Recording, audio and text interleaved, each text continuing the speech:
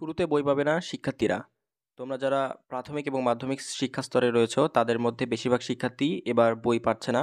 এরকমই একটা নিউজ প্রকাশ করেছে যুগান্তর পত্রিকা, যেখানে বলা হয়েছে 40 কোটির মধ্যে 30 কোটি বই এখনও ছাপানো বাকি রয়েছে। তো এই নিউজটা তোমাদেরকে আমি পড়ে শোনাচ্ছি। শুরুতে বই পাবে না শিক্ষার্থীরা।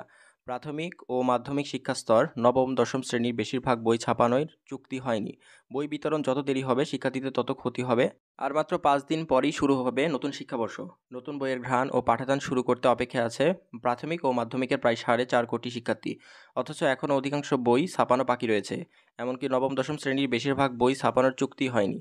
কেবল প্রাথমিকের প্রথম থেকে তৃতীয় শ্রেণী পর্যন্ত প্রায় 5 কোটি বই ছাপানোর কাজ শেষ পর্যায়ে রয়েছে। এছাড়া বাকি 7 শ্রেণীর মধ্যে কয়েকটি শ্রেণীর আংশিক বই ছাপানো শুরু হয়েছে। তবে বছরের শুরুতেই এসব শ্রেণীর শিক্ষার্থীদের 3টি করে বাংলা, গণিত ও ইংরেজি বই দেওয়ার চেষ্টা করেছে জাতীয় শিক্ষাক্রম ও পাঠ্যপুস্তক বোর্ড এনসিডিবি। এবার স্কুল, মাদ্রাসা ও কারিগরি শিক্ষা প্রতিষ্ঠানের শিক্ষার্থীদের জন্য 40 কোটি বিনামূল্যের বই ছাপানোর কথা রয়েছে।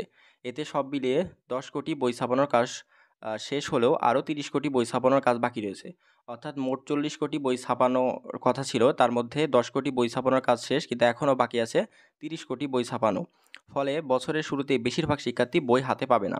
এদিকে খরচ সাশ্রয়ী করতে এবার বই উৎসব না করার সিদ্ধান্ত নিয়েছে অন্তর্বর্তী সরকার। খবর সংশ্লিষ্ট সূত্রের মুদ্রণ সংশ্লিষ্টরা বলেছেন, সাধারণত এ সময় নতুন শিক্ষাবর্ষের সব বই ছাপানো শেষ হয়ে থাকে। সেখানে বেশ কিছু শ্রেণীর বই ছাপানো শুরুই হয়নি। এছাড়া বই ছাপানোর জন্য বাজারে পর্যাপ্ত কাগজের সরবরাহ নেই। কাগজ মালিকরা এক ধরনের কৃত্রিম সংকট তৈরি করেছে। বছরের শুরুতে কিছু বই শিক্ষা প্রতিষ্ঠানে পৌঁছানো সম্ভব হলেও সব বই ছাপা শেষ হতে মার্চ পর্যন্ত সময় লেগে যাবে। ফলে জানুয়ারি শুরুতেই সব শ্রেণীতে বই দেওয়া যাবে কিনা তা নিয়ে শঙ্কা দেখা দিয়েছে। অর্থাৎ এই নিউজটার মাধ্যমে তোমাদেরকে এটাই বোঝানো হয়েছে যে তোমরা যারা অধীর আগ্রহে অপেক্ষায় রয়েছো যে আগামী 1 তারিখে তোমরা বই পাবে, তাদের মধ্যে অধিকাংশ শিক্ষার্থী এবার বই পাবে না।